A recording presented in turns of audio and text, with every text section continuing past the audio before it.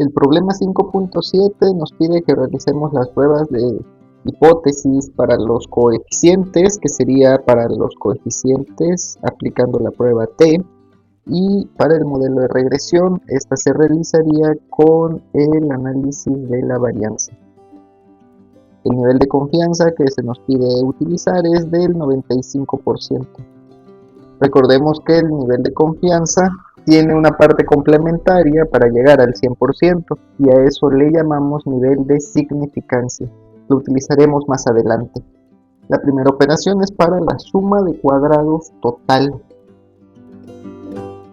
Para poder encontrar la primera suma de cuadrados, lo que se necesita es completar esta tabla que dejamos incompleta en el problema para practicar 5.2. Elevamos al 9.1 al cuadrado y el resultado es 82.81. Después 8.2 al cuadrado y nos queda 67.24 y así sucesivamente hasta que encontramos como total al 390.28. De vuelta en la página 201 comenzamos a realizar la operación para la suma de cuadrados total. Sería el 390.28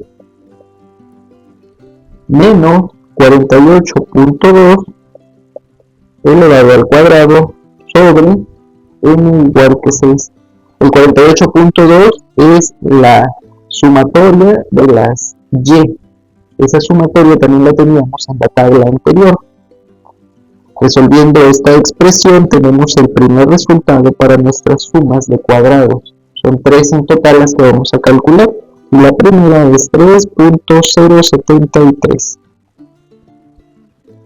Pasando a la suma de cuadrados de la regresión, se tiene que resolver haciendo una multiplicación del coeficiente de sub 1, que para la ecuación de regresión de la elasticidad era menos 0.069 por el resultado que habíamos obtenido en la SS de XY. Había sido menos 33.167. El resultado de la suma de cuadrados de la regresión queda como 2.289. Y finalmente la suma de cuadrados del error.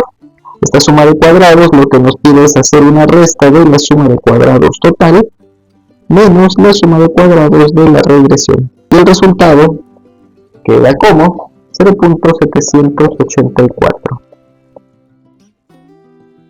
Las hipótesis que se plantean para este tipo de problemas cuando se hace la prueba para los coeficientes es primero para la intersección y luego es para la pendiente. En el caso de la intersección lo que se tiene que establecer es si la línea de tendencia cruza por el punto 0,0 en el plano cartesiano.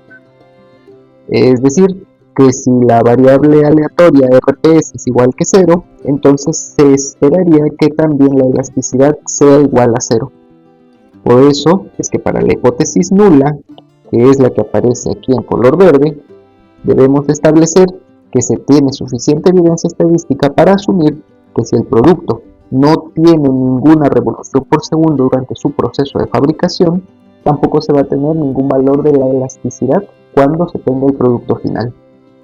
En la hipótesis alternativa, que es la que estoy marcando ahora en color beige, lo que podemos ver es que ahí no se tiene evidencia suficiente para pensar que si no se somete a ninguna revolución por segundo el proceso de producción, entonces el producto plástico no va a tener ningún valor de elasticidad.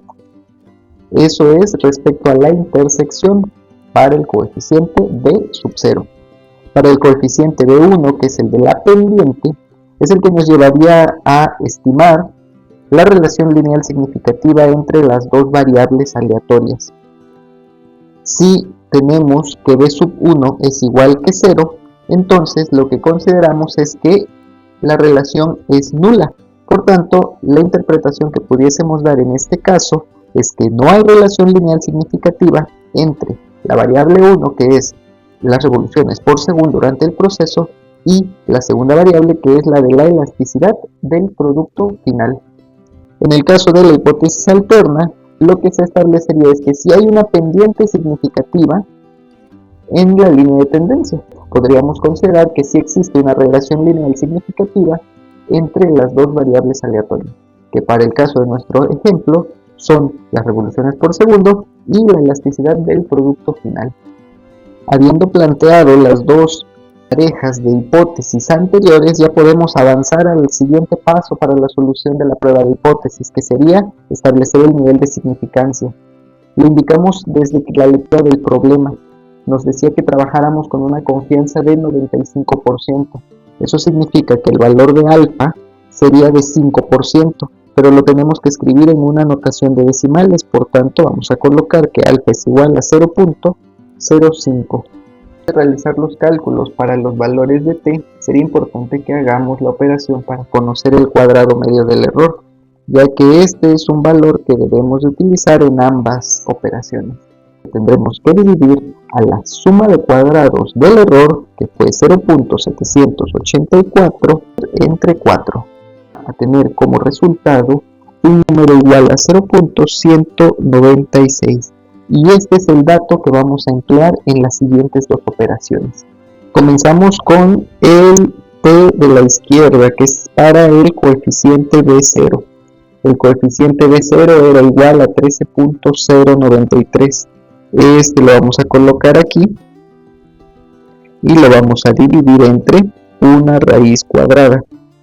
Esta raíz cuadrada en su interior debe de llevar al 0.196, el cuadrado medio del error, y este número se va a multiplicar por 1 sobre n más la media de las x, que era 73.333 elevada al cuadrado sobre 483.333. Todo esto es lo que va a ir dentro de la raíz cuadrada. Una vez que resolvamos esta expresión, vamos a obtener como resultado 8.8. Ahora pasamos a la otra t, que sería la t calculada para el coeficiente b sub 1. Esta otra t es más fácil de resolver. Necesitamos el coeficiente b1, que era 0.069, y lo vamos a dividir entre el cuadrado medio del error sobre SSX. El resultado es menos 3.426. El siguiente paso en la solución es formular la regla de decisión. Nos pide el valor t crítico. Este número debe de ser rastreado en la tabla para los valores críticos de la distribución t de student. Una vez que estamos en la tabla t, tendremos que buscar la columna que tiene el número 0.025 y después vamos a revisar en la primera columna donde está el renglón que tenga el número 4. Vamos a rastrear entonces la intersección de estos dos valores, 2.776. Este es el valor crítico de la distribución t para el problema que estamos resolviendo. Lo que se debe de hacer es verificar si el valor absoluto de t calculada es mayor que el valor crítico de la tabla. Vamos a tomar la decisión de no aceptar la hipótesis nula. Del valor t calculado en la pendiente fue menos 3.426. Su valor absoluto es 3.426. Es mayor que el valor t crítico. Eso nos lleva a tomar la decisión que tampoco se acepta la hipótesis nula. Continuando con la solución en el libro, nos muestra ahora el espacio para que escribamos la tabla ANDEVA, o la tabla del análisis de varianza. Las sumas de cuadrados ya la hemos calculado desde el inicio de esta solución. Los grados de libertad. El grado de libertad para la regresión va a ser igual que 1, siempre que tengamos regresión lineal simple. Los grados de libertad del error son n-2. 6 menos 2 fue igual que 4. Y los grados de libertad totales son n-1. 6 menos 1 igual a 5. El cuadrado medio.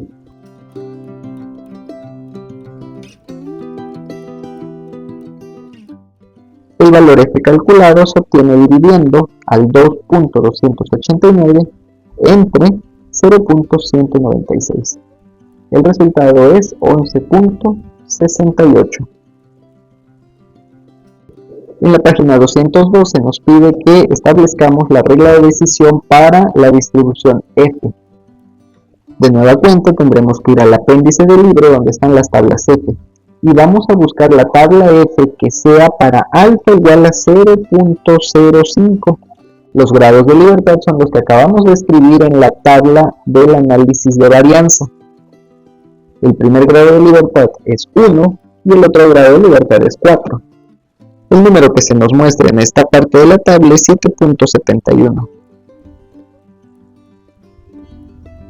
La decisión tendríamos que revisar si este número, el 11.68, es mayor que el valor crítico de la tabla. Y si es así, la decisión es que no se acepta la hipótesis nula. Como no se aceptó ninguna hipótesis, en la conclusión vamos a poder escribir que no se tuvo evidencia suficiente para que pudiéramos asumir que si se tienen 0 revoluciones por segundo, también se tendrá 0 en la elasticidad, pero que como no se aceptó la hipótesis para el coeficiente B1 o en dado caso la hipótesis para el análisis de varianza, sí existe evidencia suficiente para que consideremos que hay una relación lineal significativa entre las revoluciones por segundo del proceso de producción y la elasticidad del producto final. Todo esto con una confianza de 95%.